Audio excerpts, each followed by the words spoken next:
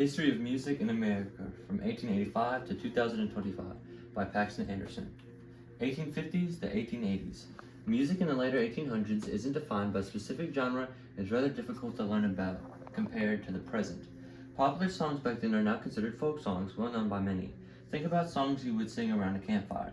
The Miller song, shown to the left, there is an error put when putting in the PowerPoint, submitting it through the PJC website. I accidentally put the typo to the right. Please ignore that. I fixed it in this. I can't resubmit it, but I'm acknowledging it now. This Miller song is an example of these folk songs. However, composed music work and band-produced songs were considered great entertainment of the time and were very popular. To quote, in the late 1800s, classical music and opera were the most popular genres. Composers such as Johann Strauss II and Giuseppe Verdi and Piotr Ilyich Tchaikovsky were highly acclaimed, and their works were often performed in concert halls and opera houses. Other popular genres at the time included military bands, brass bands, and folk music. That is quoting the 1800s, a time of great change and transformations in music. Voice of Fire. Next is the 1890s and 1900s. Luckily for the evolution of American culture, American music would take a big step up for itself during this time period. The decade of the 1890s was seminal in the development of America's popular music. After 2 decades of rather uninspiring music based on European art music, classical and liturgical music, the gay 90s brought America to a doorway that would ultimately lead to the Tin Pan Alley, and the dominance of American popular music around the world, That's quoting the Erdman Collection Music of the 1890s. The slow and steady climb of innovation would gain a lot of traction and improve upon itself faster. Music was finally becoming a show of American culture and growing into a form of its own. The already popular genre of classical style bands were seeing more American composed music. The photo to the side is an example of a classical composed music of the time, The Sidewalks of New York. The 1910s and the 1920s. Jazz at this time is shown as the predominant strain of American music. The 1910s were a great time for big bands which encapsulated powerful jazz instruments. A ragtime band is pictured to the left, and blues are becoming increasingly more famous as the years pass. Building off the blocks placed in years past, ragtime and blues use heavy brass instruments and begin to incorporate lyrics prominently into songs. African Americans and other minorities are also given more opportunities to sing and songwrite in music. Every popular genre during this time is either jazz or a subgenre of jazz. The 1930s and the 1940s. With both film and music rapidly growing in popularity, it should come as no surprise that the two would eventually come together to form a new form of media. The standard of what music was at that time was changing. The once instrumental, only big band-like records were developing lyrics and were used to accompany movies to form musicals. Musicals would become a very favorable pastime for Americans in a time clouded with weary and the threat of war. Musicals showed that songs were an amazing medium to portray stories and themes through.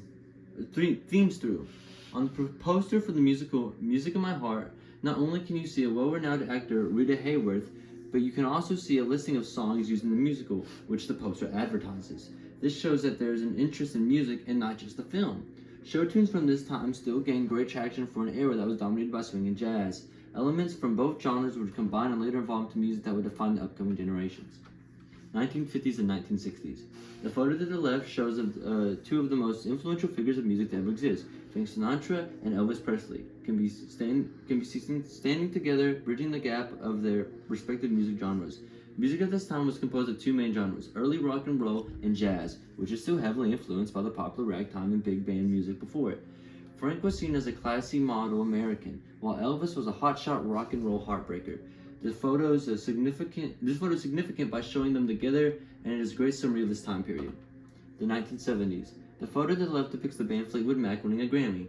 Awards for music are becoming increasingly popular. This will be more important in modern day. Rock and roll, soft rock, and disco would rule the 70s. Funk and glam rock are other notable mentions for this time. With innovations in technology, music can be shown and marketed at levels never seen before. 1980s.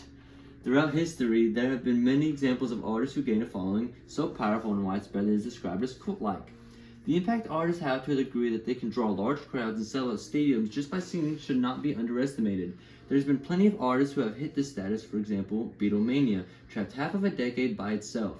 However, it is Michael Jackson specifically that I want to cover. In this photo, you see Michael Jackson dancing and singing in front of a crowd that's beyond excited to see him.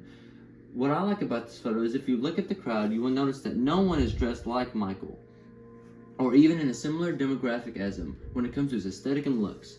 MJ was showing off a new flamboyant and expressive style which went along with the pop and rock music being the poster child of music at this time. In a time where America was still struggling to seek difference between each other and among race and personal background, Michael still encapsulated a crowd that had few similarities to himself and his background. Michael's clothes were flashy and bold. I see this as inspiring, while the crowd wears similar clothing among itself in casual patterns and styles. Not only were some artists like Michael pioneering new music genres, they were also carving a new road for social standards.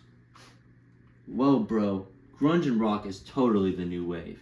In the 1990s, bands like Nirvana, pictured on the left, Weezer, and the Red Hot Chili Peppers are icons of the new form of rock.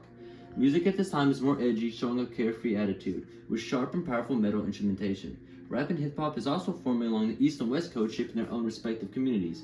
Songs at this time wanted to stand out and send a message. Trying to stand out and rule your own world was the move for Broseph.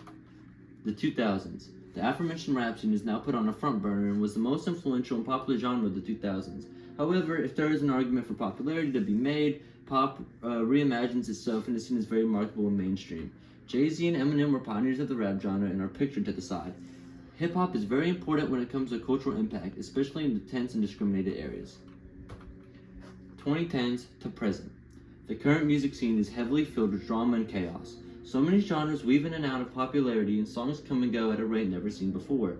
Social media has a huge impact on how music tops the charts and starts trends. The perfect photo for an example is the 2009 VMA disaster between Kanye and Taylor Swift. Kanye's reputation has only gotten worse, and in trying to put her down, he's raised Taylor Swift's fame. Music today tries to innovate recycled genres while finding its footing for the years to come. Thank you for watching the presentation.